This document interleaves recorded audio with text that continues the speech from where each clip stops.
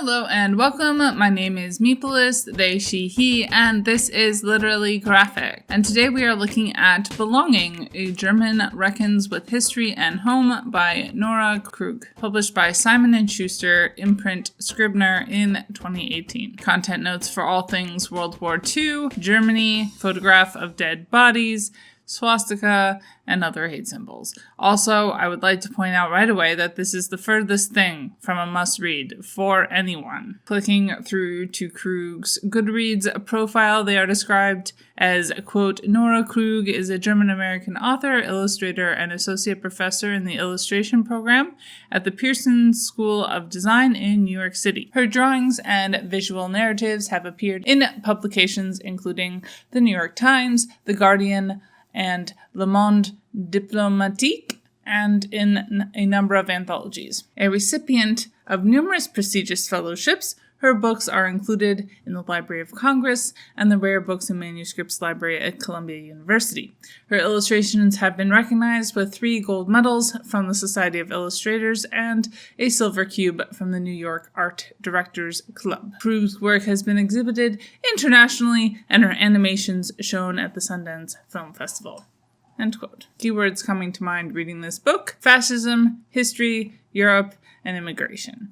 The synopsis of Belonging is, quote, Nora Krug's story of her attempt to confront the hidden truths of her family's wartime past in Nazi Germany and to comprehend the forces that have shaped her life, her generation, and history. Nora Krug was born decades after the fall of the Nazi regime, but the Second World War cast a long shadow throughout her childhood and youth in the city of Karlsruhe, Germany. For Nora, the simple fact of her German citizenship bound her to the Holocaust and its unspeakable atrocities, and left her without a sense of cultural belonging. Yet Nora knew little about her own family's involvement in the war. Though all 4 grandparents lived through the war, they never spoke of it. In her late 30s, after 12 years in the U.S., Krug realizes that living abroad has only intensified her need to ask the questions she didn't do as a child and young adult. Returning to Germany, she visits archives, conducts research, and interviews family members, uncovering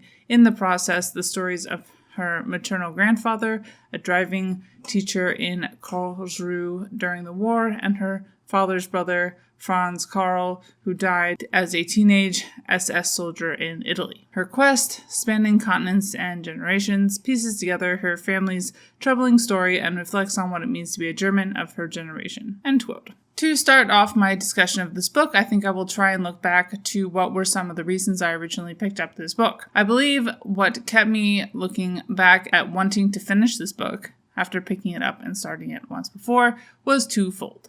Firstly, as a dedicated opponent to fascism, I am interested in Germany pre-war, in the war, and after the war, although I certainly haven't read as much about after the war. Secondly, I am the beneficiary of the genocidal white supremacy that colonized so-called North America, which obviously fed into and out of other genocidal colonization projects internationally. Overall, I felt like this book fell short in a few ways, both technical and stylistically. Starting with the former, I did not like how much text there was. It definitely did not feel like a comic at times.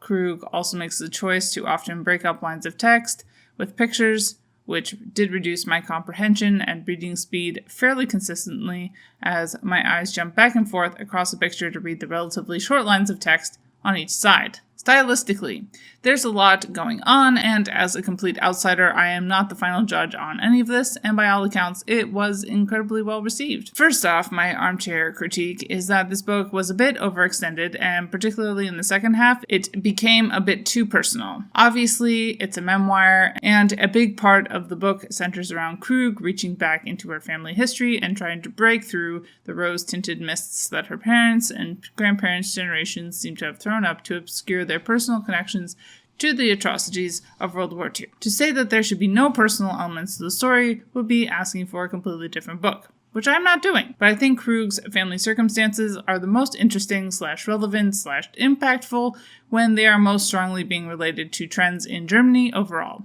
And sometimes it felt like we got a bit too far into the minutiae of her exact family situation. Although these feelings are obviously not universal, and are highly personal to me. And I also just got a bit lost sometimes trying to keep track of who was who and where they were. I also thought that Krug probably could have done to not mention the times that generally fairly random Jewish people tell her not to worry about it and basically forgive her. Not to say people are banned from saying this. In my experience, people do say stuff like this sometimes, but it doesn't really add anything to what's on the table. I don't think that Krug is presenting these statements as get out of jail free cards, or else she probably wouldn't have written this book, but the fact that they happened only seems to result in angsty navel-gazing, in my opinion, and just because it's nonfiction doesn't mean it can't be curated in some way. Secondly, I wasn't sure if so much Nazi imagery needed to be used.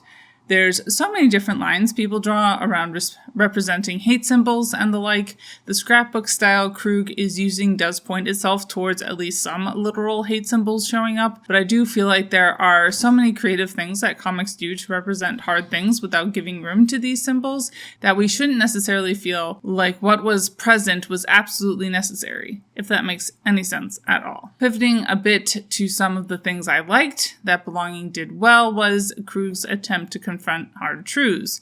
There's a lot of people who claim they didn't know what was going on, and when interviewed, everyone in her family's village claims to have been somewhere else when the local Jewish population was attacked. It's a fairly human instinct of self-preservation, but we have to be honest with ourselves a bit about just how horrible, evil, and cruel normal humans can be. Genocide is committed by people who have children, pets, stable marriages, normal jobs, and everything else that my culture sees as average. And for most people, all it takes is turning away and not looking at what you know is happening. Krug mentions at the end of the book that while she writes, the far right is making visible returns to Germany, and history is in danger of repeating itself. I can appreciate the need to say something. Gender obviously came up a bit, as gender roles were a big thing during that period, along with the, quote, right kind of heterosexual reproduction. Class and social position do come up a fair bit. Race, well, obviously a huge factor in the rise of the Nazis, was not particularly explored beyond marking the treatment of Jewish Germans at various points in history, obviously with an emphasis on World War II, if that makes sense. Ability and disability did not really get explored either, to the best of my memory, although Krug does mention one German fellow married to a Jewish woman who was able to avoid being pulled into army service by triggering his diabetes at the suggestion of a helpful neighbor. Overall, I feel like this book was a 3 out of 5 stars. For all my critiques, it is at least a step above Algeria is Beautiful Like America. Bye y'all, keep reading and organize to end capitalist oppression. And as always, Literally Graphic is created on land that should be given back to the traditional landholders, which in this case is, to my knowledge, the Mississaugas of the Credit First Nation, non-Anishinaabe people, the Haudenosaunee Confederacy, and the Huron-Wendat Nation.